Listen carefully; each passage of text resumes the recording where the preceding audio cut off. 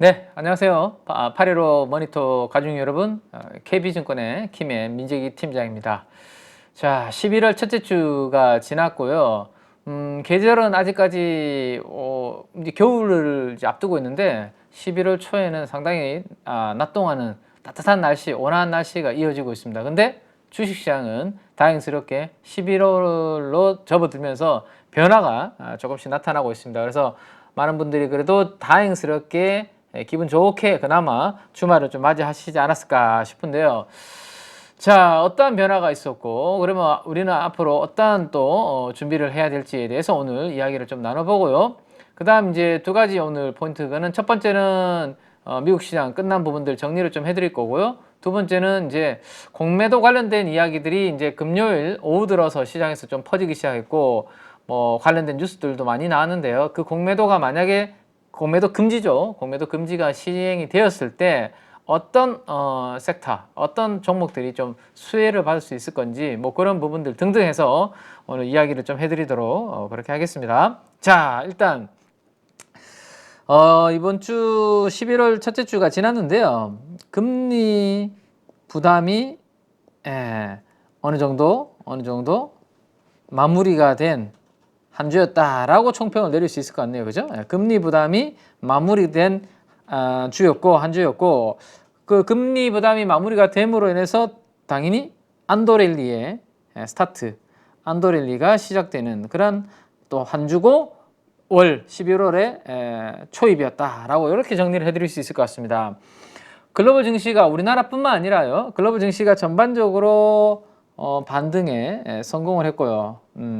그죠? 미국도 그렇고 우리나라도 그렇고 특히 부진했던 코스닥이 큰 폭으로 좀 튀어오르는, 주중에 뭐 4%나 튀어오르는 뭐 이상 하루에 상승하는 흐름도 있었죠. 자, 이렇게 올랐던 이유는 조금 전에 금리 부담이 어느 정도 금리 부담이 마무리가 되었다라는 말씀드렸는데, 10년물 장기금리가 5% 부근에서 4.56? 네, 4.6 정도 수준까지 큰 폭으로 이렇게 이번 주에 떨어지면서 11월 FOMC가 끝나고 난 다음에 투자자들은 이제 금리 인상 사이클은 거의 끝났구나라는 기대감을 다시 이제 살아나게 만들었다라고 보시면 될 것 같아요. 그래서 이따가 제가 그러면 12월 달 FOMC 금리 회의가 올해 마지막 12월 13일에 있는데, 그때 금리 인상 확률은 몇 %로 지금 반영이 되고 있는지 그 부분에 관련해서 한번 살펴드리고요.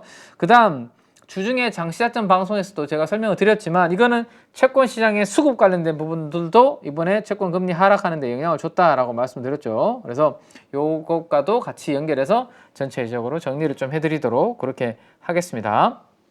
자, 그러면 일단 주말에 미국 증시에서 중요한 그 이벤트, 그 다음에 뉴스들 몇 가지 정리를 좀 해드리도록 하겠습니다.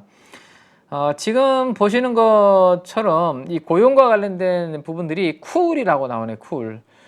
이게 고용이 엄청나게 잘 되고 강하면 핫이라는 표현을 쓸 텐데, 그죠? 뜨겁다라는 표현을 쓸 텐데, 뭔가 고용 시장이 약간 식어가고 있는 쿨 이야기가 나오네, 옥토버, 10월에, 그죠?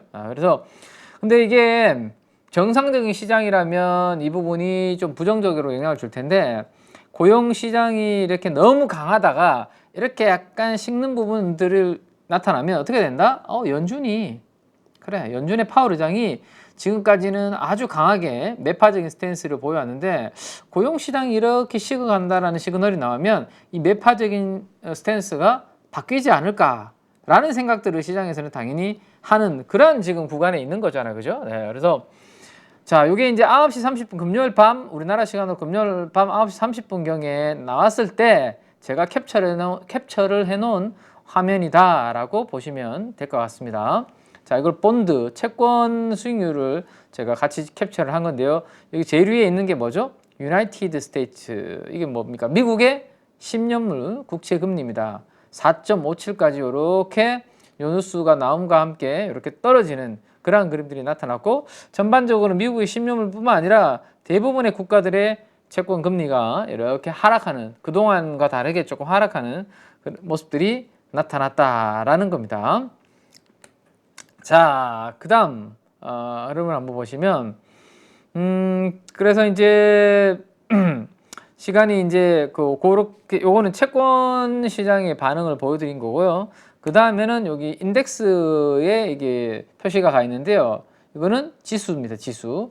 각국에 그러면 이러한 고용이 조금 식어가고 있다. 그러면 연준의 매파적인 스탠스가 조금 완화되겠네. 채권 금리가 떨어지네. 그러면 주식시장은 좋겠네라고 여기 이제 선순환으로 이렇게 연결될 수 있죠. 진짜 막상 그때 딱 지수를 보니까 S&P가 0.3, 다우가 0.3, 나스닥도 0.3 골고루 이렇게 강하게 시장이 출발하는 그런 모습을 기대할 수 있는 흐름이었습니다. 그리고 장 끝나고 난 다음에 이것보다 더욱더 상승폭을 키우면서 잘 마무리가 된 금요일 밤이었다라고 보시면 될 것 같아요. 그래서 지금은 이런 부분들로 인해서 시장의 기대치가 살아나고 있다라고 보시고요. 자, 근데 이제 어쨌든 앞으로 우리가 뭐 여러 가지 산업 뉴스를 통해서 지금보다 앞으로의 흐름은 어떻게 될 것인지 그런 부분들을 한번 체크를 좀 해봐야 되는데요. 자, 첫 번째 뉴스는 임금과 관련된 부분입니다. 네, 임금과 관련된 부분인데 지금 기사에서 보시는 것처럼 자동차 빅3에 이어서 여기는 뭐 GM, 포드, 그 다음에 스텔란티스 같은 이러한 회사들이 이번에 임금 올려달라고 근로자분들이 파업을 하셨고 거기에 경영진들이 조금 굴복을 하면서 뭐 평균 한 25% 임금을 25% 임금 올려주면 너무 좋을 것 같은데요. 저도 네, 아무튼 그렇게 경영진들이 어쩔 수 없이 이렇게 월급을 인상시켜주는 그런 부분들이 나타났는데, 자, 도요타도 그죠? 일본의 최대 자동차 도요타도 9% 정도 임금이 올라간다. 그래서 미국에 이어서 도미노로 임금 인상이 올라가는 그런 흐름들이 나타나고 있다라는 겁니다. 자, 그렇게 되면 이제 어떻게 되는 거죠?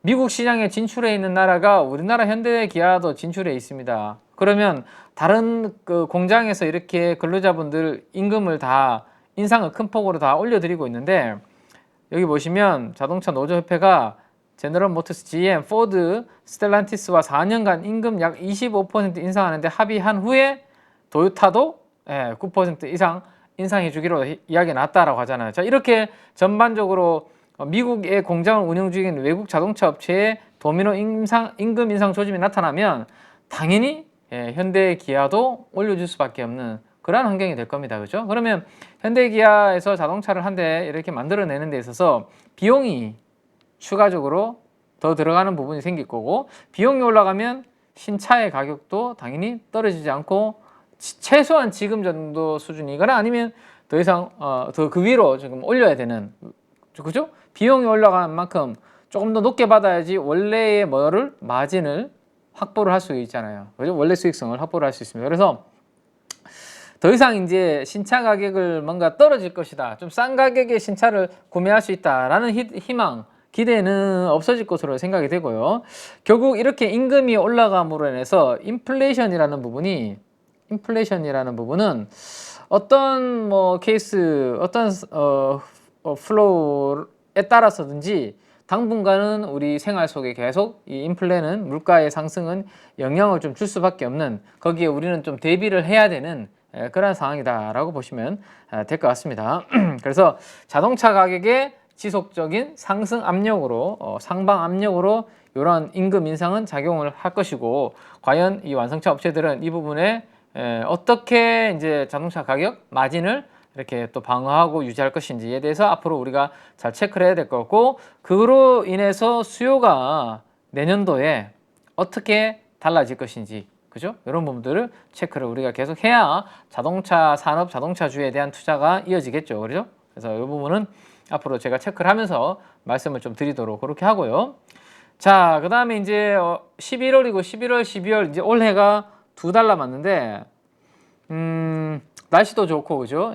물론 다음 주부터는 많이 또 추워진다고 하긴 하는데, 어쨌든 12월이 가까워지면 연말이 가까워지고 많은 분들이 해외로 아니면 국내에 또 제주도나 어디로 여행을 가려고 하시는 분들이 많은데, 미국도 마찬가지입니다. 지금 사우스웨스트의 CEO, 항공사의 CEO가 언론에 출연해서 이런 이야기를 했네요. 그죠? 성수기에 할리데이의 여행 수요가 매우 강하다, 스트롱하다라는 이야기를 이렇게 해주십니다. 미국도 11월, 12월이 아주 성수기죠.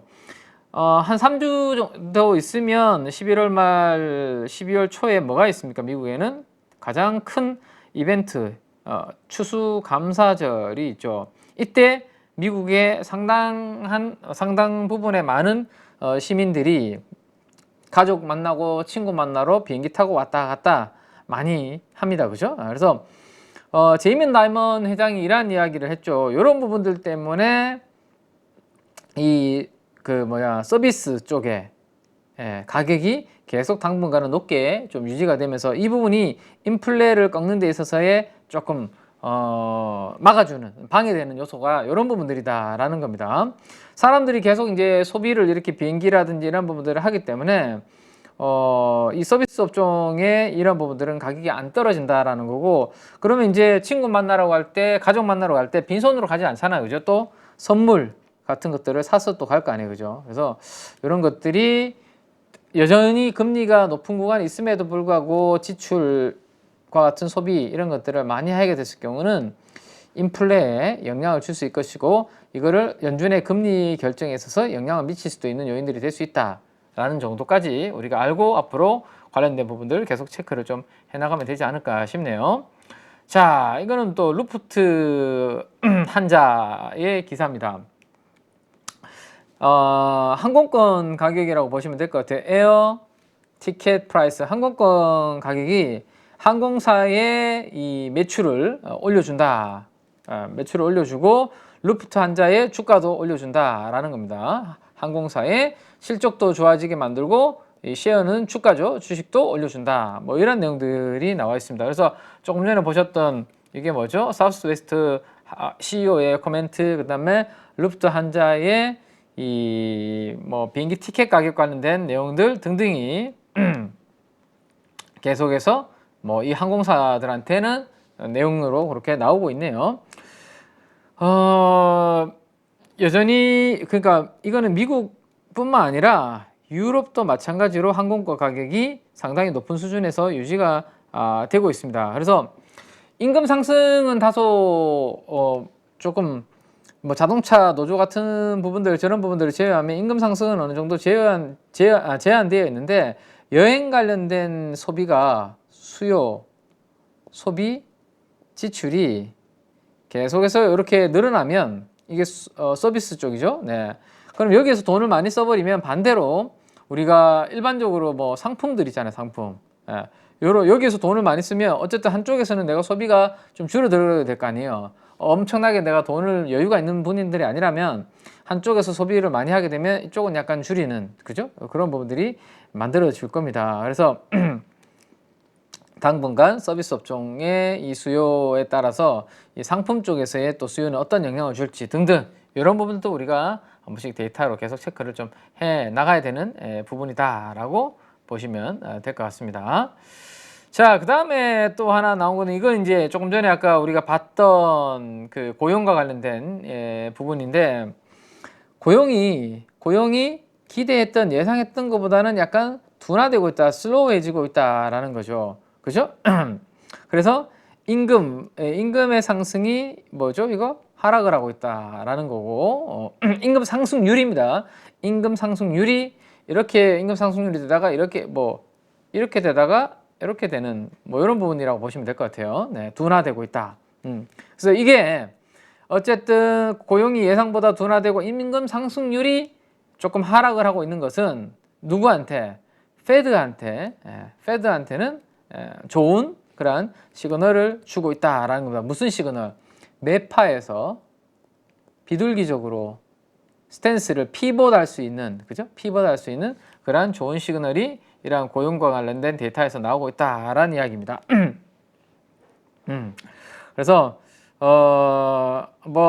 지금 고용이 이렇게 생각했던 것보다, 기대했던 것보다 안 좋아진다라면 사실은 미국의 경제가 조금 식어가고 있다라고 봐야 되는데요, 그죠? 오히려 이거보다는 연준의 금리 인상 사이클이 조만간 끝날 것이다 라는 것만 일단은 먼저 시장에서는 생각을 하고 있어요. 왜? 금리 때문에 지금 시장이 못 살 것 같으니까 적어도 연준의 금리 인상 사이클이 마무리될 수 있는 요건을 오히려 지금 시장에서는 반기고 있다라고 그렇게 이야기를 하시면 생각을 하시면 될 것 같고, 그래서 연준의 금리 인상 사이클이 끝난다는 기대감이 지금은 커지고 있는 그것 때문에 주식시장이 환호를 하고 있다라고 생각을 하시면 될 것 같아요. 근데 뭐 아직까지는 12월 달까지는 여러 데이터들이 남아 있고, 그런 데이터들을 봐가면서 12월 13일 날 연준의 금리 결정이 있겠죠, 그죠? 그래서 하나씩 나오는 데이터들을 계속 우리는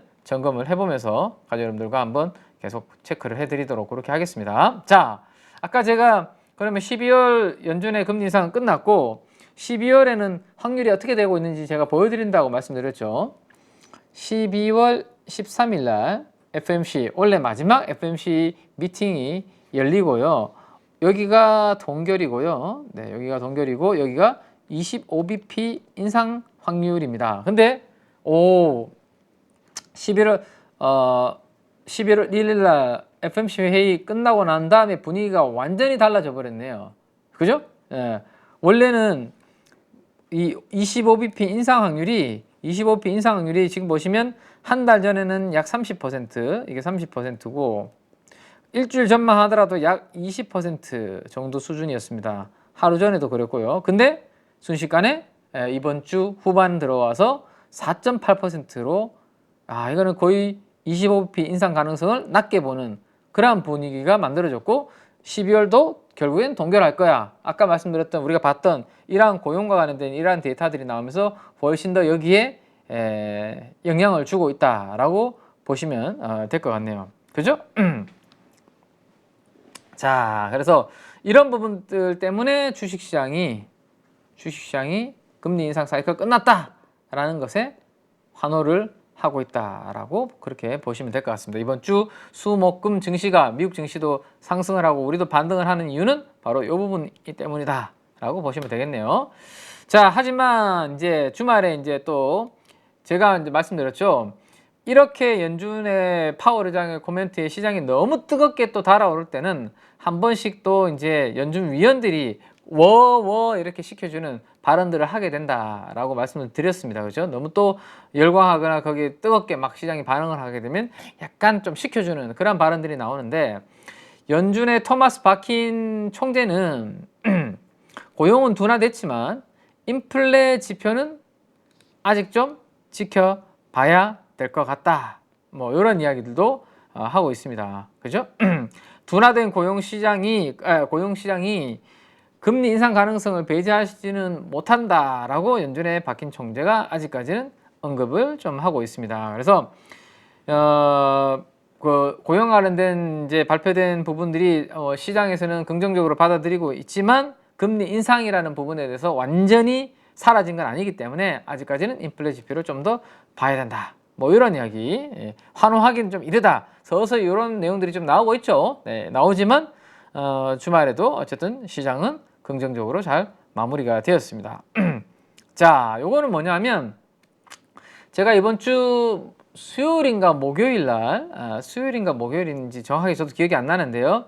미국의 금리가 큰 폭으로 FMC 회의, 그죠? FMC 회의가 끝나고 금리가 떨어졌는데 FMC 회의가 끝나고 금리가 이렇게 떨어지기 전에 먼저 이렇게 한 차례 내려왔다. FMC 회의는 여기 있었고 FMC 회의 전에 먼저 금리가 큰 폭으로 떨어졌습니다 라고 제가 말씀드렸어요. 1번과 그래서 2번의 하락 구간이 있다 라고 이번에 제가 장시작전 방송에서 이번 주에 말씀드렸던 게 있는데요. 그게 뭐냐 하면 미국이 요거 보시는 것처럼 이거 뭐예요? 미국 트레저리 슬로우 페이스입니다. 미국의 재무부가 장기 채권 발행을 서서히 줄이겠다 라는 재무부의 발표가 나오면서 제가 장시작전 방송에서 뭐라고 말씀드렸죠? 그러면 채권의 발행 물량이 이제 많이 늘어나지 않네? 그러면 가격이 떨어지지 않고 올라갈 것이고 가격이 올라가면 채권의 금리는 반대로 떨어지는 현상, 요게 여기 1번 부분에 나타났고 그 다음에 FMC 회의 그리고 기자회견에서 연준의 코멘트, 파월 의장의 코멘트가 좀 비둘기적으로 해석되면서 추가적으로 이렇게 더 떨어진 게 2번이었다. 그래서 1번에 이게 훨씬 더 이 수급적인 부분에 영향을 좀 줬다라는 말씀을 좀 드렸습니다. 그렇죠? 지난 8월 달에 피치, 세계 신용평가사 피치가 미국 신용등급을 강등하는 이벤트가 있었죠. 그때 무슨 이야기를 했죠? 우리가 신용등급을 강등하는 이유에 대해서 미국 정부가 돈을 너무나도 헤프게 펑펑 쓴다라는 경고를 했고, 경고했고, 그 이후로 장기채 금리가 100bp면 1%포인트라고 보시면 됩니다. 1%포인트. 네, 급등하는 그런 흐름이 나타났어요. 그래서 그러다 보니까 금리가 이제 너무 많이 올라오니까 이자 비용도 많이 나가야 되는 부분들이 되는 거죠. 그러다 보니까 앞으로 돈을 좀 덜 쓰겠다라는 취지로 장기채 발행을 좀 줄이는 걸로 이렇게 슬로우 페이스, 그죠? 슬로우 페이스라고 이야기를 했다라는 것으로 보시면 될 것 같아요. 자, 그래서 그러면 이제 이게 어쨌든 가격이 그러면 금리 채권 가격은 올라가게 만들고 금리는 떨어지게 만드는 거니까 이것도 우리가 최근에 금리가 이렇게 올라간 부분들을 떨어지게 만들면서 주식시장이나 금융시장에 긍정적인 영향을 줬지만 항상 명이 있으면 암이 있죠. 밝은 지역이 있으면 항상 어두운 지역이 있습니다. 그래서 어떤 부분이냐, 결국은 재무부가 채권 발행을 하는 데 있어서 돈을 이렇게 채권을 많이 발행 안 하고 안 찍어내면 어떻게 하는 거예요? 보조금을 좀 수혜를 받던, 보조금을 주는 그런 업종, 산업이 보조금이 조금 줄어들 수 있는 그런 부분들이 좀 생길 수 있는 부분들이 있겠죠. 그죠? 그래서 반대로 이제 금리가 이렇게 떨어지면 금리가 급하게 올라가면서 또 영향을 받았던 부동산이라든지 이런 쪽들은 지방은행 같은 이런 부분들은 또 한숨 돌릴 수 있는 그런 부분들. 그래서 산업 내에서도 명암이 이렇게 있다 정도 보시면 될 것 같습니다. 자, 그런 것들이 보시고요. 자, 지금부터 이제 주식시장과 관련된 이야기들을 좀 더 안쪽으로 한번 들어가 볼 텐데요. 제가 이번에 시장 파동에서 우리는 도대체 이스라엘과 팔레스타인 이팔 전쟁이 어떻게 되는지를 모르니까 적어도 위험 지표, 카나리아, 그죠? 카나리아, 탄광소 카나리아로서 금융 위기의 시그널을 우리가 보여지는 이 하이드 스프레드가 드라마틱하게 꺾여주면 그때 우리는 좀 더 집중해서 시장에 붙어서 좀 해도 되고, 이게 만약 꺾이지 않는다라면 조금 보수적으로 대응하는 것이 좋겠다라는 이야기들을 제가 이미 여러분들께 계속 해드렸었습니다. 그죠? 9월달, 10월달 해드렸었는데, 자, 이번 주에 어떻게 됐는지 한번 보시죠. 어떻게 됐나요? 자, 저점과 이렇게 저점을 연결한 선을 그냥 이탈한 게 아니라 완벽하게 이번 주에 수목금 이렇게 이탈을 해버렸습니다. 드디어. 그죠? 수목금 이렇게 이탈하니까 탄광 속의 카나리아 위기의 경보를 알려주는 애가 위기 경보 해제. 이제는 조금 자유롭게 날아가도 된다. 내가 주식을 하고 싶으면 주식 좀 해도 되고, 위험 자산에 대해서 약간 선호를 해도 된다. 이게 깨지기 전까지는 위험 자산을 회피해야 되는 신호였다면, 그죠? 여기 깨지고 내려온다면 위험 자산을 좀 선호해도 되는 그런 시그널이다라고 말씀드렸습니다. 근데 이번 주에 그런 부분들이 분명히 이렇게 나타났죠? 네, 나타났습니다. 자, 이걸 그러면 제가 미국 하이드 스프레드랑 나스닥이랑 항상 데칼코마니처럼 그려서 같이 보여드렸는데요.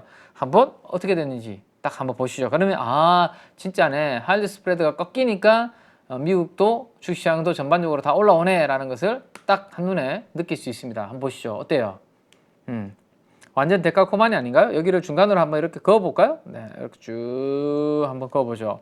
하이드 스프레드가 이렇게 빠질 때 미국의 나스닥은 이렇게 올라가고, 하이드가 저점을 높여가면서 이렇게 올라오니까 나스닥이 고점이 낮아지면서 이렇게 빠졌는데, 오른쪽 끝을 한번 보시죠. 드디어 어떻게 됐습니까? 12,500선을 깨고 내려가던 나스닥이 갑자기 최근에 3일, 4일 이렇게 튀어 올라가는데, 결국 그 역할은 이 하이드 스프레드에서 시그널을 보여주고 있죠. 하이드가 이렇게 꺾이면서 나스닥도 크게 올라가는. 앞으로도 우리는 그래서 뭔가 금융시장에 불안할 때, 금융시장이 뭔가 불안할 때 내가 어떤 불안 요소의 핵심을 내가 잘 못 찍겠다. 그죠? 이번에는 특히 이팔 전쟁 때문에 있었고, 그다음에 고금리가 장기화될 수 있다라는 이런 우려감 등등이 반영됐었는데, 확실히 하이드 스프레드가 드라마틱하게 꺾이면서 시장이 전반적으로 좋아지는, 우리나라도 요즘 좋아지는 그런 그림이 느껴지고 있죠. 자, 그래서 안도랠리가 시작이 되고 있는 거죠. 이번 주부터 안도랠리, 특히 11월 들어와서 안도랠리가 강하게 시작이 되고 있는 첫 번째 이유는 제가 주식을 상승하는 이유 뭐라고 말씀드렸죠? P는 CF에다가 1 플러스 R의 N승이라고 말씀드렸습니다. 첫 번째가 뭐? 실적이 잘 나와야 된다. 주가가 오르려면. 두 번째는 금리가 떨어져야 된다. 그 다음 마지막으로 뭐예요? 마지막은 주가가 매우 싸야 된다. 요 세 가지 중에 적어도 조건이 한 개, 두 개, 세 개가 갖춰지면 주가는 올라갈 수 있다. 주가 상승의 요건이다. 라고 말씀을 우리가 공부를 많이 했었던 부분입니다. 자, 세 번째 이유 중에 하나가 지금 시장이잖아요. 그죠? 밸류에이션이 충분히 낮아져 있는 상황입니다. 최근에 이거 얼마까지 제가 떨어졌다고 말씀드렸죠? 우리 포워드 기준으로 우리나라의 PER, 코스피 PER이 0.이 아니죠. 9.8? 10배 아래로 떨어졌다라는 말씀을 드렸습니다. 그래서 이거는 MSCI 코리아 PBR인데요. PBR도 역사적인 PBR 수준까지 최근에 떨어졌습니다. 이건 삼성증권 자료인데요. 2300선 부근에서 아래 PBR 0.9배 아래로 떨어지면 여기에서는 밸류에이션도 조금 저점이고, 그 다음 이제 우리가 환율이 고공행진하면서 부담감을 많이 줬는데요. 환율이 1350원, 그죠? 60원 부근 막 이랬는데 이번 주에 환율이 1320원대까지 가파르게 떨어지는 그런 그림도 나타났습니다. 자, 그래서 요거 환율이 나타나고 떨어지면 것은 요 금리가 떨어지는 그런 부분도 영향을 줬고, 여기도 떨어졌고, 그죠? 밸류에이션도 많이 낮은 상태에서 금리가 떨어지면서 실적이 뭐 크게 성장하지 않더라도 주가가 상승할 수 있는 그런 여러 가지 조건들이 이번 주에 반등을 좀 줬다라고 보시면 될 것 같습니다. 자, 그러면 이제 안도랠리 속에서 이제 우리는 수익률 게임을 이번 주 후반부터 벌리고 있는데, 가장 첫 번째로 제가 항상 계속 강조를 드렸던 건 뭐죠? 장시 시작 전 방송에서 일단은 시장이 많이 빠졌기 때문에 반등 환경이 되면 낙폭 과대주들이 가장 먼저 튀어오른다. 낙폭 과대주. 그래서 제가 우리 815 가족분들한테 주요 테마별로 낙폭 과대 수익률을 제가 계산해서 매일 자료에다가 거의 넣어드렸잖아요. 그죠? 튀어오를 때 낙폭이 큰 종목들이 일단은 대부분 튀어오르니까. 자, 근데 낙폭 과대주 중에서도 스타일상 가치주가 있을 것이고 성장주가 있을 겁니다. 자, 여러분들 어디가 움직일 것 같아요? 1번 가치주, 2번 성장주. 자, 한번 눌러보시기 바랍니다. 3초, 2초, 1초. 낙폭 과대주 중에서 가치주와 성장주가 만약에 같이 빠졌다면 지금 어떤 게 우리가 집중해야 되는 쪽이에요? 금리가 떨어지고 있다라는 이야기를 드렸잖아요. 자, 그러면 금리가 올라가는 구간에서 핍박을 받았던 성장주 쪽이 핍박을 받았잖아요. 가치주가 상대적으로 좀 괜찮았고, 그러면 시장의 성격은 이렇게 반등이 나올 때는 어떻게? 낙폭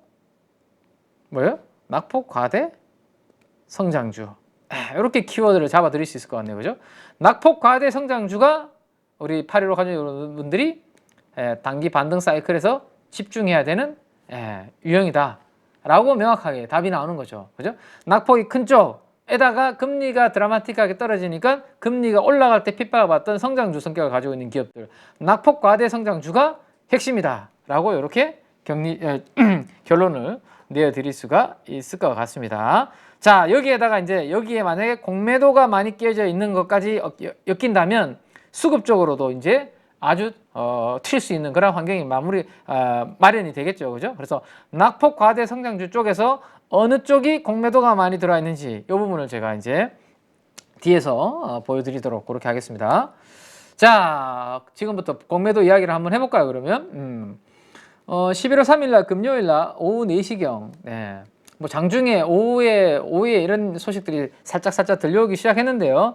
국민의힘 뭐 이건 정치 관련된 부분이니까 이 정치 관련된 부분을 우리가 이야기하는 게 아니라 공매도와 관련해서 시장에서 영향을 줄 수 있는 그런 부분들에 대해서 우리는 이야기를 하는 거니까 채팅창에서 정치 이야기는 하지 마시고요. 네, 사이좋게 지내시기 바랍니다. 자, 당정에서 이달이면 11월이겠네요, 그죠? 11월에 공매도를 부분도 아니고 전면 금지를 추진할 수 있다라는 이야기가 나오고 있습니다. 최근에 지금 강하게 지금 국민의당 여당에서 추진하고 있는 게 뭐죠? 메가 서울 프로젝트입니다. 서울의 수도 서울의 규모를 아주 키우는, 수도권을 이렇게 포함해서 좀 서울 안으로 좀 넣어가지고, 그죠? 주변에 있는 지역을 넣어가지고 메가 서울로 키우겠다라는 건데, 이 두 번째 야심작으로 공매도 전면 금지 추진을 한다. 예, 이런 것들을 지금 하고 있습니다. 그래서 아무래도 이게 선거를 앞두고 표심을 잡기 위한 부분 아닌가라는 건데, 이것도 뭐 우리가 정치적으로 우리는 볼 게 아니라 어쨌든 주식 투자자들이 많으니까 이런 부분들 했을 때는 당연히 공매도가 지금까지 많았던, 괴롭혔던 종목들은 이게 금지가 되면 튀어오를 수 있겠구나. 우리는 투자자 관점에서 그냥 이것을 바라보고 해석을 하면 되겠죠, 그죠? 네, 자, 한번 보시죠. 뭐 이런 것들도 이제 카카오톡에서 이렇게 뭐 주고받는 내용들이 뭐 잡혔다라는 겁니다. 네, 저희가 이번에는 김포 다음으로 공매도를 포커싱 하려고 합니다. 이거는 제가 만들어낸 게 아니라 이거 클릭을 하시면 관련된 기사로 이렇게 뭐죠 이게? 국민의힘 간사가 국회에서 이렇게 주고받은 메시지 화면까지 있으니까 이걸 한번 참고 삼아 보시고요. 자, 그 다음에 또 하나는 최근에 분위기는 정부에서 어쨌든 금융당국에서 불법 공매도를 척결하려고 하는 움직임들이 나타나고 있습니다. 그죠? 불법 공매도를 하고 있는, 특히 외국계 증권사들 중심으로 이런 부분들을 좀 하고 있는 것 같은데요. 네, 뉴스를 보면 특별조사팀을 꾸려가지고 불법 공매도를 적발하겠다라는 내용들도 있기 때문에 이런 부분들이 맞물리면 상당히 공매도가 많이 끼어있는 종목들한테는 유리할 수 있는 환경이 되겠네요. 그죠? 자, 그러면 공매도가 어떤 부분인지에 대한 것을 간단하게 개념을 한번 살펴봐야 될 것 같아요. 공매도가 많이 있는 상위 종목들은 부각이 될 수 있는 뉴스들이 지금 나오고 있기 때문에, 자, 공매도는 빌공짜입니다. 앞에가 빌공. 그러니까 남의 주식을 내가 없으니까, 안 가지고 있으니까 남의 주식을 대신 빌려와서 팔아놓고, 그죠? 이렇게 파는 거죠. 팔아놨는데 주가가 떨어지면, 내가 10,000원에 팔았는데 9,000원에서 거래가 돼요. 그죠? 그러면 한 주를 내가 친구한테 빌려온 거잖아요. 그럼 한 주를 나중에 갚아야 될 거 아닙니까? 근데 똑같은 주식 한 주만 갚으면 되는 거잖아요. 그러면 10,000원에 있던 주식이 9,000원에 떨어졌으니까 나는 9,000원으로 한 주를 갚아주면 되죠. 10,000원에 팔아놓고 한 주는 9,000원을 갚으면 됩니다. 그러면 이거 차액이 얼마죠? 1,000원이죠. 차액을 먹는 거예요. 그죠? 자, 근데 요렇게 하는 전략은 이 안에서 비용이라는 게 발생을 합니다. 대차 수수료, 주식을 빌려와야 되는 거에 대한 수수료, 금리, 이런 부분들, 높은 이자가 이라는 것들이 수반하는 매매다. 공매도는 그냥 단순하게 이거는 무조건 이거 내가 유리한 게임이다, 그거 아니고요. 이거 빌려오는 데 있어서 높은 이자가 발생한다라는 거고, 그 다음에 일정 기간이 되면 요거도 내가 팔았던 주식을 쇼커버해서 환매수해서 다시 매수로 다시 사들여야 되는 그런 부분들이 뒤따르는 플레이다라는 것을 가볍게 참고하시고, 자, 제가 이제 AI 플랫폼에다가 가볍게 한번 질문을 해봤습니다. AI는 어떤 생각을 가지고 있을까 싶어서, 공매도가 금지됐을 때 주식시장에 미치는 영향은 어떨 것 같아요? 라고 이렇게 한번 질문을 던져봤습니다. 던지니까 공매도에 대해서 친절하게 설명부터 먼저 해주네요. AI가. 공매도란 주식을 빌려서 팔고 가격이 떨어지면 다시 사서 갚는 투자 방식. 아까 제가 설명드렸죠, 그죠? 주식 한 주를 빌려왔는데 10,000원에 딱 팔았는데 9,000원으로 떨어지면 한 주를 9,000원으로 갚으면 되니까 10,000원과 9,000원의 사이 1,000원이 남는다, 이런 겁니다. 그러니까 가격이 앞으로 좀 떨어질 것 같은 주식을 내가 빌려가 와가지고 주식을 팔고 가격이 떨어지면 다시 사서 갚는 거, 그죠? 9,000원에 사서 갚으면 1,000원이 남는 거죠. 10,000원에 팔았으니까. 그래서 가격이 하락했을 때 수익을 얻을 수 있는 전략이 공매도인데, 자, 공매도 금지라는 것은 공매도를 일정 기간 동안 금지하는 것을 말하는데 공매도가 금지되면 주식시장에는 이러한 영향이 있을 수 있다라는 겁니다. 자, 공매도가 금지되면 주식을 빌려서 파는 행위가 제한되기 때문에 주식 가격 상승 쪽으로 그래도 영향을 줄 수 있는 부분들이 있겠죠. 주식을 특히 보유한 투자자들한테 이런 부분들이 이익이 될 거고요. 반대로 이제 시장 유동성을 조금 줄어들게 만드는 부분들이 있다. 그죠? 파는 사람이 일부 공매도는 좀 많이 좀 비싼 주식도 고밸류가 되어 있는 주식들, 거품이 껴져 있는 주식들에 대해서 좀 유동성 역할을 하는데 그런 부분들이 이제 안 되면 일부분은 일정 부분 영향을 줄 수 있다라는 거고, 그 다음에 공매도를 활용한 다양한 전략들이 있는데요. IB들, 그 다음에 헤지 펀드들이 다양한 전략들이 있는데 이게 금지되면 다양한 투자 전략을 구사하기가 어려워진다. 이게 바로 외국인들이 혹시나 이런 부분들을 많이 하는데 외국인들이 입장에서 봤을 때 뭐야, 한국은 자기들 마음대로 저 공매도를 했다 안 했다가 해버리네. 그래서 우리나라 한국에 대한 주식시장, 금융시장에 대한 디스카운트 요인으로 외국인들을 시선을 좀 바라보게 만들 수 있는 요인이 될 수도 있는 그런 부분들도 있어요. 네. 그래서 자, 공매도는 그러면 언제 금지하냐? 주식시장이 불안할 때, 주가가 막 단기간에 큰 폭으로 급락하거나 안 좋을 때, 시장의 안정성을 위해서 시행되는 경우가 많다라는 겁니다. 자, 그렇게 이해를 해두시고 내용들을 한번 보면 이런 거죠. 정부의 그 여권에서는 어쨌든 금융당국을 지금 강하게 압박을 하고 있는 거 같고요. 자, 지금 이제 그 걱정하고 있는 부분은 외국인들이 이런 부분들에 대해서 예민하게 반응할까봐 걱정하는 것 같아요. 요거 기사에서 내용을 제가 발췌를 해온 건데 혹시라도 공매도 전면 금지가 발표되면 지금 원화가 이렇게 올라가면서 1350원까지 자, 1200원대에서 1350원까지 올라가면서 우리나라 원화가 약세가 되었잖아요.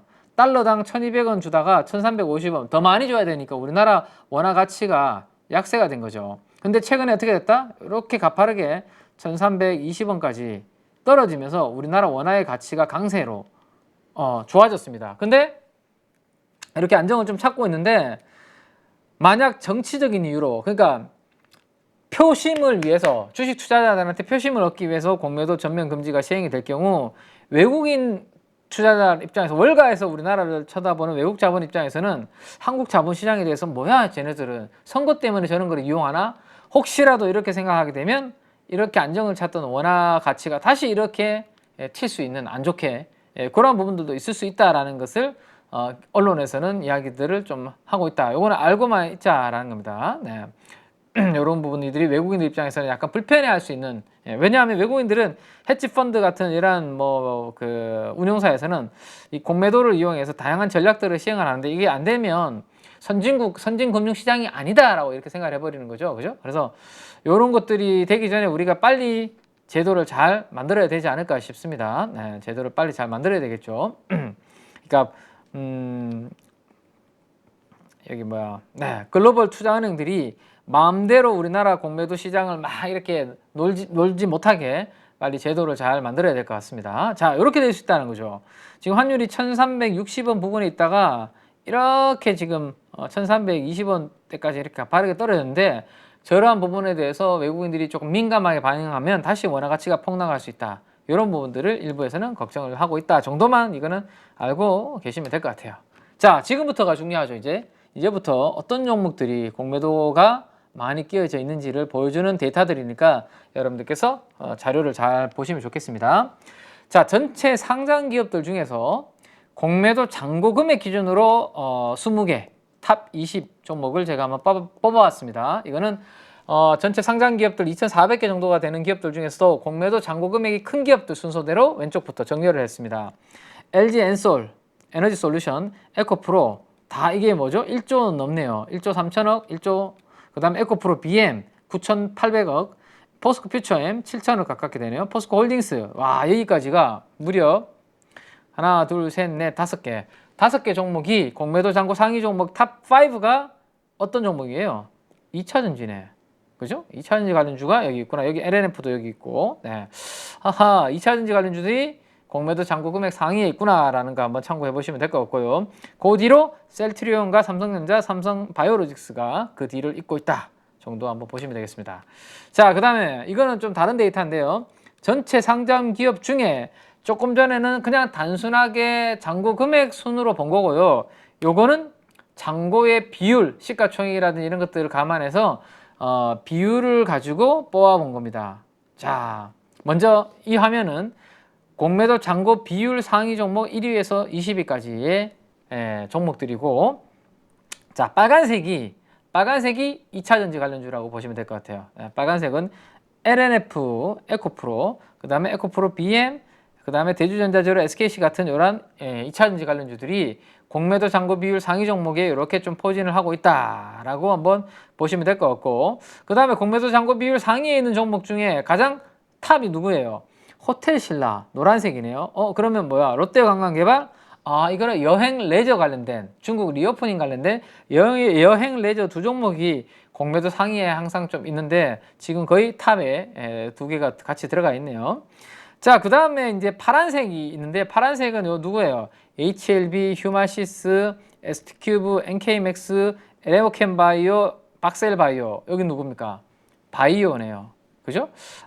보니까 2차전지, 그 다음에 중국 관련된 리오프닝, 그 다음에 바이오, 이런 것들이 그 다음에 일부 IT가 좀 있는데, 굵직굵직한 업종으로는 이들이 공매도 잔고 비율 상위에 1위에서 20위까지 조금 공매도 잔고 비율이 높은 종목들이다라는 것을 참고를 좀 하셔야 됩니다. 왜? 공매도가 전격 금지가 되면 이렇게 공매도 잔고 비율이 높은 종목들이 일단은 가장 핍박을 받았기 때문에 튈 가능성이 높다.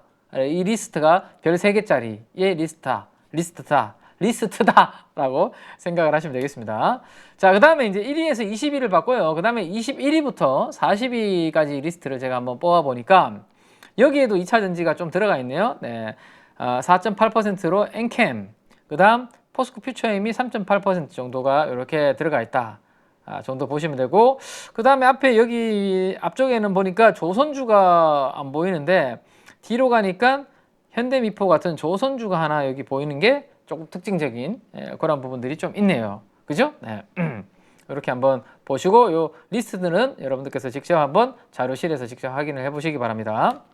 자, 그 다음에 공매도 잔고 비율 41위부터 60위까지 여기까지만 했습니다. 3% 정도까지만 제가 뽑은 거고, 그 밑으로도 뭐 2.9, 2.8 쭉 있겠죠. 근데 그런 것들은 제가 우리 815 가족분들한테는 패스 하도록 하겠습니다.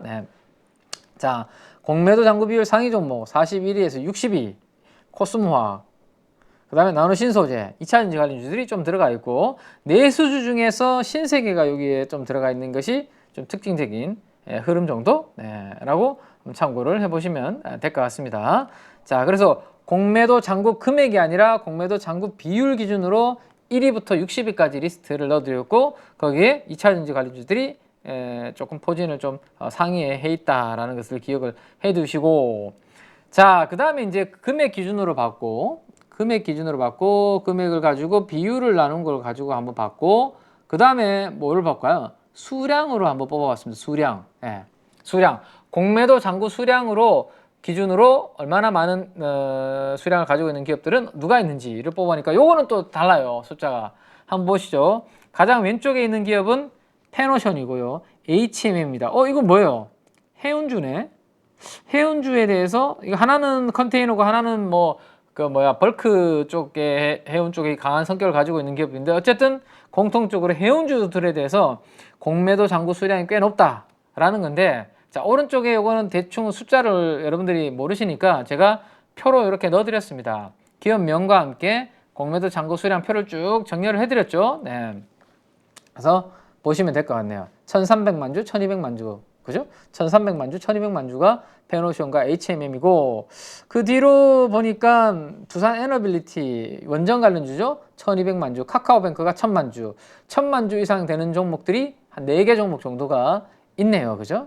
그래서 그 다음 2차전지 관련주가 여기서 눈에 띄는 종목으로는 에코프로 BM이 500만 주 정도가 공매도 잔고 수량을 가지고 있는 종목으로 나오고, LG 에너지 솔루션도 350만 주 정도가 공매도 잔고 수량이 좀 높은 그런 종목으로 들어가 있네요. 자, 그래서 금액 받고 비율로도 받고, 자, 수량 기준으로도 이런 기업들이 탑 20, 탑 20 종목이 공매도 잔고 수량 상위 종목이다라는 것을 한번 참고를 하시면 되겠습니다.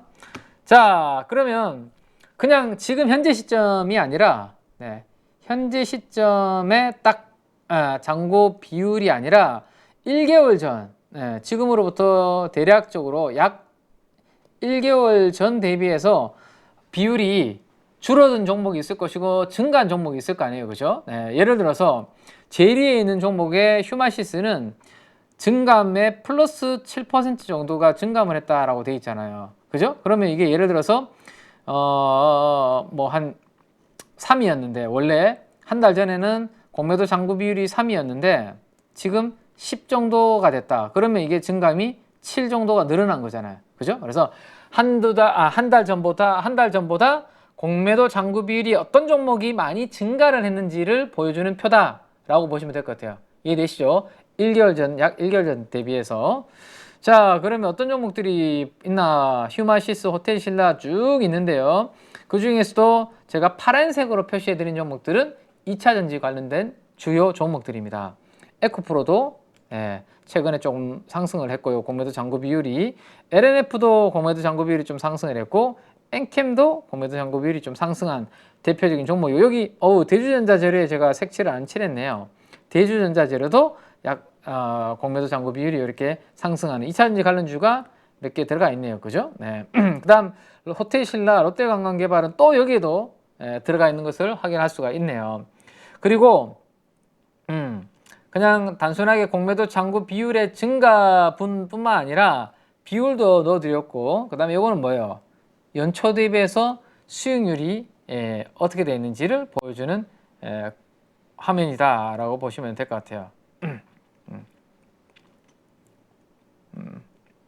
잠깐만요. 연초 대비해서 수익률이 이게 맞나? 잠깐만요. 확인 한번 해볼게요. 에코프로가 연초 대비 수익률이 저게 아닌 것 같은데. 잠깐만요. 종합 차트 가서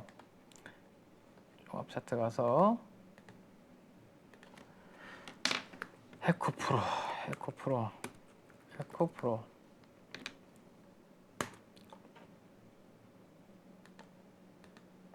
에코프로가 지금 주가가 좀 빠졌긴 했는데, 그러니까요. 이게 연초 대비해서 주가가 지금 올라 있는데, 그죠? 연초 대비해서 주가가 지금 올라 있는 상태인데, 왜 저게 연초 대비해서 수익률이 저렇게 나올까요? 저거는 제가 다시 한번 체크를 좀 해보도록 하겠습니다. 어디 갔어? 다시 화면이. 잠깐만요.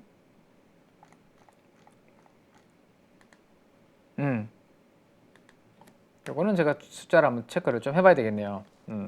그래서 일단은 요 연초 대비 수익률은 보지 마시고, 요거 보지 마시고, 증감률만 봐야 되겠네요. 그죠? 왜냐하면 느낌이 이상해서 제가 한번 체크를 해봤는데 마이너스일 리가 없잖아요. 연초 대비해서 수익률이. 요거를 한번 제가 체크를 다시 한번 해보도록 하겠습니다. 자, 아무튼 공매도 잔고 비율이 증가한 한 달 전 대비해서 증가한 종목들, 전원 종목들이 있고 2차전지 관련주들이 꽤 들어가 있다라는 거 한번 보시면 되겠습니다.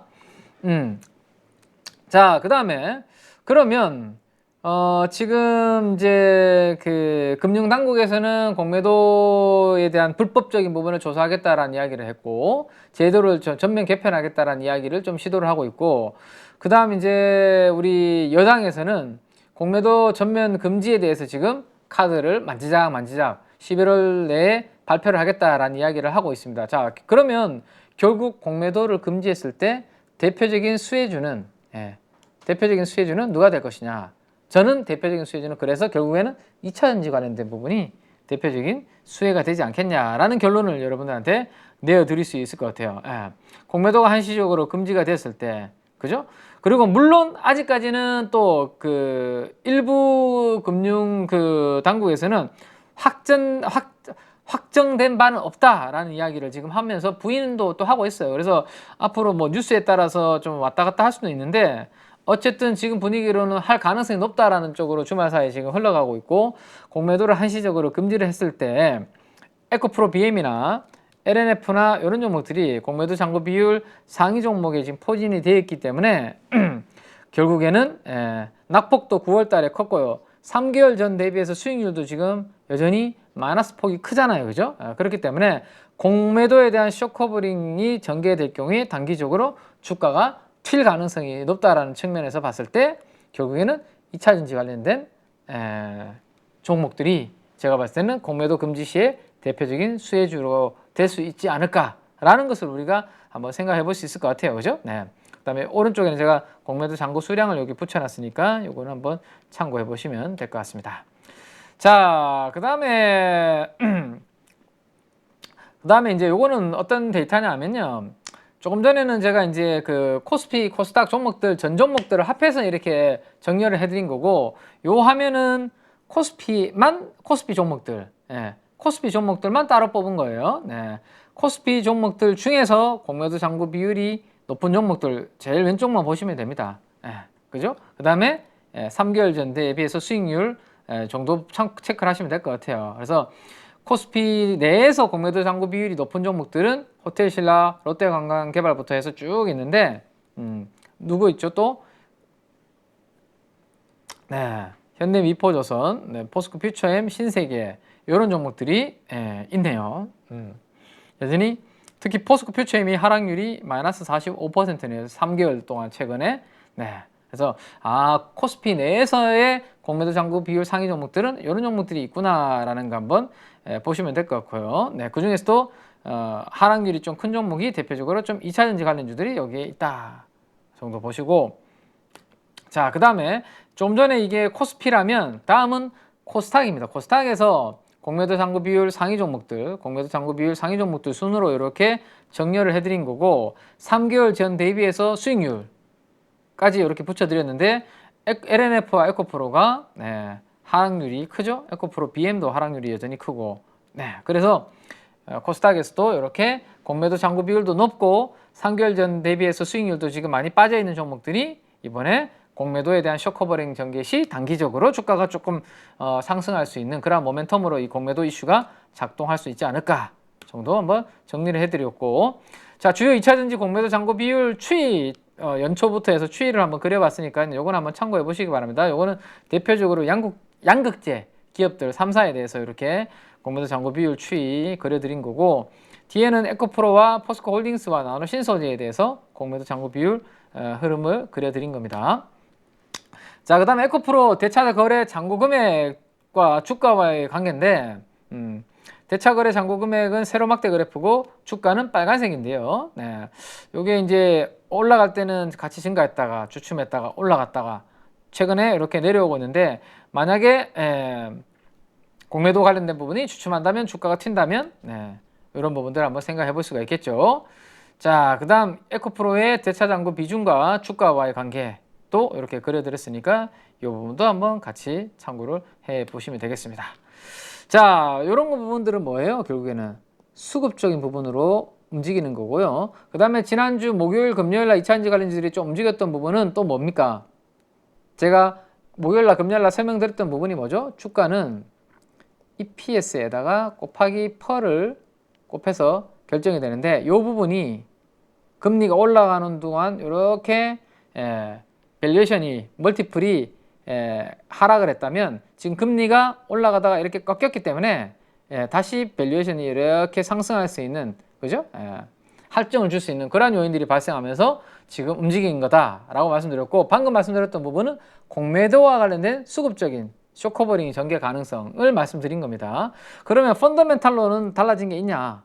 아직까지 펀더멘탈로는 크게 달라진 건 없고, 펀더멘탈 외의 요소들이 주가의 반등을 이끌고 있는 거죠. 그죠? 그럼 펀더멘탈적인 요인은 이런 부분들이 있네요.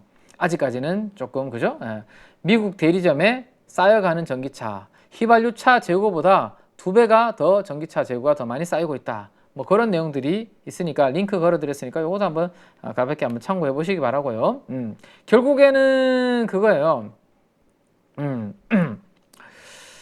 전기차 재고가 쌓이는 것을 보면서 미래 시대, 전기차 시대로의 전환이 예상만큼 빠르지 않을 수도 있겠다라는 것을 시장에서는 조금 인지를 하기 시작했다라는 거죠. 왜? 뭔가를 불편함을 느끼면서 그래서 그러면 전기차 선두주자인 테슬라가 가격을 인하를 하면서 저변을 넓히고 있는데 지금 결국에는 뭐가 하이브리드가 전기차가 주춤하는 사이에 주력으로 지금 많이 팔리는 차종으로 떠오르고 있다 라는 겁니다. 여전히 전기차의 높은 가격 이 부담스러운 부분들이 되고 있고, 보조금이 지급이 돼야지 이게 내연기관 차 대비해서 편리함은 떨어진다라면 적어도 가격이라도 충족이 되는데 그게 지금 안 되고 있는 상황이죠. 그래서 얼리 어답터들이 먼저 사용을 했고, 그 뒤로 대중화되려면 실생활의 편의가 개선이 돼야 되는데 그런 부분들이 아직까지는 잘 안 되기 때문에 제가 캐즘의 구간에 와 있다라는 말씀을 드렸죠. 전기차 시장은, 그죠? 이렇게 얼리 어답터들이 먼저 좀 소비를 하다가 대중화되기 전에 수요 절벽에 나타나는 그러한 부분, 그래서 전기차 가격이나 편리함의 개선, 이런 부분들이 진행이 돼야 다시 전기차는 좋은 파동, 상승 파동으로 좀 중기적으로 할 수 있다라는 거다라고 말씀드렸고, 이게 저가 전기차가 본격적으로 나오는 2025년도부터 이런 파동이 나올 거고, 주가는 그것부터 6개월 선행해서 움직일 수 있고, 미국의 연준의 금리 인하가 6월달로, 내년도 6월달로 예정이 됐기 때문에 이 시기와 맞물리는 시점이 이번 올해 조정부터 1년 되는 시점이기 때문에 이때부터 해서 아마 다시 7월 26일 날 종고점을 향해서 추세적인 상승을 이어가는 그러한 그림이 될 것 같고요. 단기적으로는 뭐 결국에는 금리의 하락과 함께 멀티플의 상승, 그 다음에 공매도 한시적 금지에 따른 수급적 개선, 이런 부분들에 의해서 2차전지 관련주들이 좀 반등이 나올 수 있는 그런 부분이다 라는 겁니다. 아시겠죠? 그래서 펀더멘탈 같은 부분으로는 최근에 여전히 2차전지 관련된 산업에서는 투자가 계속 이어지고 있는데, 동박기업들 뭐 대규모 투자가 이어지고 있다라는 기사를 제가 넣어드렸는데, 저렇게 증설을 하면 항상 업황이 좋으니까 앞으로 뭐 증설하는 거지, 이렇게 시장에서 생각하시는 분들이 많은데, 증설할 때가 항상 우리가 앞으로 조심해야 되는 부분이 있어요. 막상 봐요. 지금은 업황이 좋아서 막 때려붓고 증설을 했는데 증설 후에 성공 가능성이 높냐 낮냐, 이건 알 수 없다라는 거죠. 증설이 1년 2년 되고 난 다음에 결국에는 그때 시황과 업황이 어떻게 되는지가 중요한 거잖아요, 그죠? 지금 막 업황이 좋아서 증설하는 게 중요한 게 아니라, 그래서 공장을 증설하고 완공이 완료되는 시점에 결국 수요가 핵심이다. 근데 그때 만약에 수요가 사이클이 지금처럼 만약에 좀 안 좋고 부진하다, 그러면 공급은 많은데 수요가 부진하다, 가격과 이익과 마진, OPM, 영업이익률은 어떻게 될까, 이런 부분들에 대한 고민은 꼭 2차 전지가 아니라도 모든 산업에서 적용될 수 있는 부분들입니다. 그죠? 그래서 매출은 P 곱하기 Q로 이렇게 계산이 되는데, 이 가격은 결국엔 수요 뭐 대비해서 공급이 얼마나 타이트하냐, 뭐 이런 것들로 인해서 결정이 되잖아, 그죠? 근데 증설하고 공급이 한번 팍 늘어나면 이거는 돌려야, 공장은 뭐 고정비 때문에 돌려야 되는 부분들이 있기 때문에 줄여들기가 쉽지 않죠. 그래서 수요는 시황에 따라서 그에 따라서 가변적인데, 이런 부분들에 따라서 앞으로 2차 증설 후에 상황까지도 우리가 계속 잘 봐야 되는 부분들이 있다라는 거, 이런 것들은 펀더멘탈적인 부분이기 때문에 제가 앞으로 계속 체크를 해드리도록 하겠습니다. 자, 그래서 2차전지 관련된 종목들 지난 금요일 날 종가 기준으로 연중 최고가 대비해서 하락률 계산은 다 해드렸으니까 아직까지도 하락률이 여전히 크네요, 그죠? 그리고 최근에 기관들 수급이 이렇게 들어오고 있는 종목들이 하나둘씩 들어오고, 제이오는 실적 발표와 함께 주가가 많이 튀고 있는, 차별화되고 있는 대표적인 2차전지 관련된 CNT를 만드는 쪽이죠. 자, 그 다음에 이제 제가 최근에 시장에서 좀 강하게 그래도 말씀을 드렸던 쪽은 의료 AI고, 여기가 뭐예요? 아까 우리가 봤던 낙폭 과대 플러스 조합이 뭐가 돼야 된다? 성장주잖아요. 대표적인. 그래서 제가 10월 말 11월 초에 계속 의료 AI, 10월 27일부터 사실은 계속 말씀을 드렸죠. 제 생일 때부터, 그죠?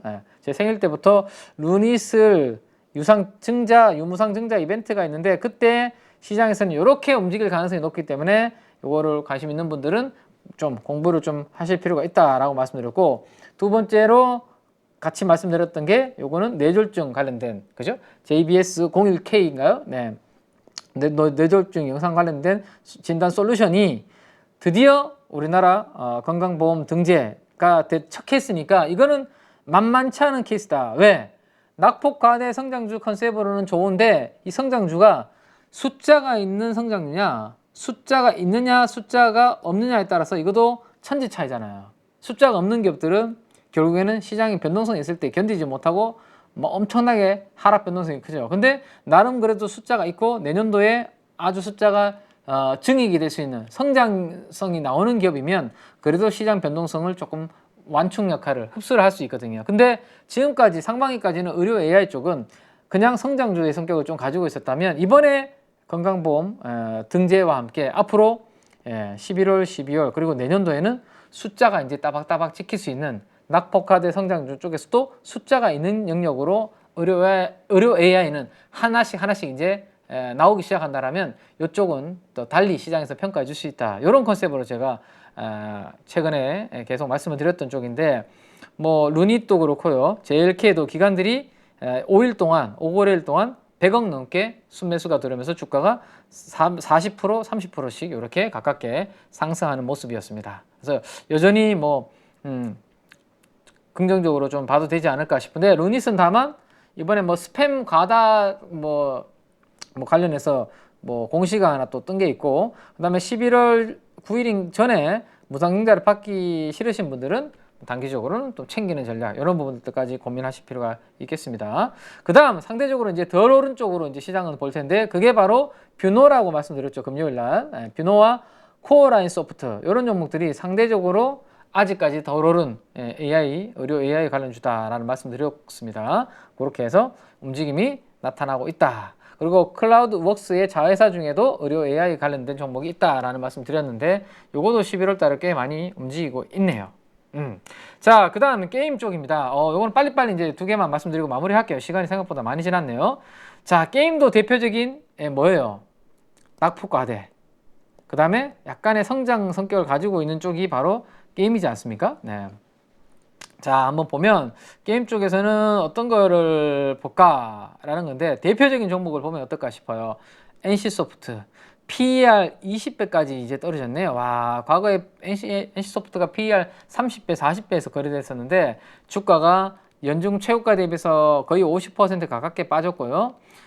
최근 5거래일 동안 기관들이 240억, 게임주 중에서는 크래프톤과 함께 가장 많이 지금 순매수가 들어오고 있는 대표적인 우리 게임주 중에 탑이죠. 뭐 탑. 시가총액은 이제 크래프톤한테 따라잡혔긴 한데 어쨌든 자, 보시죠. 모멘텀은 고점 대비해서만 보면 주가는 많이 빠졌는데요. 이게 신작이 공백이 있기 때문에 모멘텀이 있어야지 뭐 주가가 그죠. 근데 네오이즈는 뭐 피해 거지 이런 모멘텀이 있어서 그나마 괜찮았는데 NC소프트는 하반기에 공백 신작의 공백 모멘 때문에 이렇게 주가가 상대적으로 많이 빠졌고 실적도 별로 안 좋았고 근데 연말에 그죠? 연말에 모멘텀이 또 있습니다. 그죠? 12월 7일 날 스론 앤 이거 뭐예요? 리버티 TL 관련된 신작 출시에 관한 모멘텀이 있기 때문에 요것 때문에 이제 고점 대비해서 많이 빠졌기 때문에 하반 경직을 좀 만들어 줄 수 있는 부분들이 되지 않을까. 그 다음에 겨울이 오면 또 뭐가 있습니까? 겨울 방학도 오고 그죠? 이런 부분들 한번 또 지켜볼 필요가 있는 NC소프트가 될 것 같고요. 그 다음 여행 레저 쪽에서는 우리가 아까 뭘 봤습니까? 공매도 잔고 비율 상위 종목에 뭐가 있었죠? 롯데관광개발과 호텔신라가 들어가 있는 것을 아까 우리가 봤죠. 그래서 여기서도 공매도 쇼커버 관련해서 수급적인 이벤트들이 좀 나올 수 있겠구나라는 생각을 해볼 수 있습니다. 네. 자, 그 중에서도 아직까지 기관과 외국인들은 실적 발표 이후에 매도가 나오고 있는 호텔신라 낙폭이 단기적으로 컸죠. 고점 대비해서 30% 최근에 빠지고 있는데 방한 외국인이 100만 명을 돌파를 했고 특히 여성 관광객들이 지금 보시면 회생 영역인데요. 많이 증가를 하고 있습니다. 자, 요거 공매도하고 관계를 제가 한번 그려봤는데요. 호텔신라의 주가는 노란색입니다. 자, 공매도가 이렇게 증가할 때 주가 이렇게 빠졌잖아요. 근데 공매도 잔고가 이렇게 감소할 때 주가가 이렇게 올라왔습니다. 자, 만약에 이번에 공매도 제한적으로 한시적으로 금지가 된다. 그러면 공매도 잔고가 이렇게 떨어지면서 그동안 낙폭이 컸었던 호텔신라의 주가는 이렇게 반등 줄 수 있는 그런 수급적인 이벤트도 한번 기대해 볼 수 있는 그런 위치 아닌가라는 것까지 한번 생각해 볼 수 있을 것 같네요. 네. 자, 뭐 반도체 쪽에서는 제가 이 DIT에 대해서 엔비디아, 하이닉스, DIT 이런 플로우로 HMM 관련된 쪽을 상대적으로 다른 우리가 이미 많이 오른 한미반도체나 이미 알고 있는 쪽 말고 시가총액 3천억 초반에 있는 DIT를 보면 좋겠다라는 말씀드렸는데 DIT가 금요일날 신고가를 경신을 하는 모습이었습니다. 그죠? 이런 것들은 오늘 방송에서 주간진 시황에서 못다한 이야기들은 제가 뭐죠? 내일 장시작전 방송에서 또 방송을 하니까요. IT와 관련된 이야기들은 그때 좀 해드리도록 하고요. 마지막으로 요거 하나 말씀을 드리고 마무리할게요. 자, 지난주에 제가 12월 9일날 코엑스에서 투자 콘서트 1000분을 모시고 투자 콘서트 한다라는 말씀드렸고 우리 815 가족분들 중에서도 저희 프라임클럽 무료 구독을 하셔서 신청하신 분들이 꽤 있으시더라고요. 그래서 감사하다는 말씀을 드리겠고 다음 주 아마 한 주 동안 더 이제 혹시라도 신청 못 하신 분들 지금 한 1,500분 정도가 신청을 하셨거든요. 1,000분 저희가 모시는데 1,500분 넘어섰습니다. 아마 다음 주까지 하면 아마 한 2,000분 정도 신청하시지 않으실까 싶은데 그 중에서도 저희가 선정을 해서 당첨 연락을 다 드릴 텐데요. 혹시라도 안 하신 분들이 계시다면 12월 9일 날 아마 2시부터 한 4시, 5시 30분 정도 될 것 같습니다. 네, 다양한 내년도에 대한 뭐 투자 전략, 다른 데서는 들을 수 없는 그런 부분들을 코엑스 오디토리움에서 저희가 행사를 하니까 관심 있으신 분들은 여기서 뭐 콘서트입니다. 말 그대로 투자 세미나만 하는 게 아니라 다양한 여러분들이 한 해 동안 힘들었던 부분들을 힐링할 수 있는 콘서트도 준비를 했기 때문에 혹시나 우리 815 가족분들 중에서도 관심 있으신 분들은 프라임클럽 무료 구독하셔서 신청을 하시면 당첨은 개별 안내가 된다라는 것까지 말씀드리고요. 자, 주간진 시황은 여기에서 마무리를 하고요. 내일 장시작전 방송에서 오늘 못다한 좀 IT와 관련된 이야기들도 좀 해드리도록 할 테니까요. 가족 여러분들 남은 시간 꿀잠 주무시고요. 저는 내일 아침 장시작전 방송에서 8시에 뵙겠습니다. 감사합니다. KB증권의 김현 민재기 팀장이었습니다. 안녕하세요. 815 모니터 가족 여러분, 임수열입니다. 이번에 하나증권과 815 모니터기 함께 특별한 이벤트를 진행하는데요. 815 모니터 가족분들이 하나증권 신규 계좌를 개설하시면 특별한 혜택을 받으실 수 있습니다. 첫 번째 혜택은요, 국내 주식을 살 수 있는 3만 원을 드립니다. 두 번째 혜택은 하나증권과 함께하는 815 머니쇼 초청 받으실 수 있는 초청권입니다. 815 머니쇼는 특별한 강사진들에 의해 진행되는 프리미엄 세미나로 매회 500분을 초대해서 진행할 예정입니다. 그 외에도 소수점 주식 혜택을 드릴 거고요. 하나증권 계좌를 처음 만드는 분이라면 누구나 신청 가능하십니다. 이제 혜택 받는 방법 알려드리죠. 영상 하단부 더보기란에 기재된 링크를 통해 신청하시면 됩니다. 반드시 더보기란 링크를 통해서 계좌를 개설해야 이 혜택을 받을 수 있으니 유의해 주시기 바랍니다. 하나증권과 815 모니터기 함께 주식으로 하나 되다. 815 모니터 가족 여러분의 많은 참여 부탁드립니다.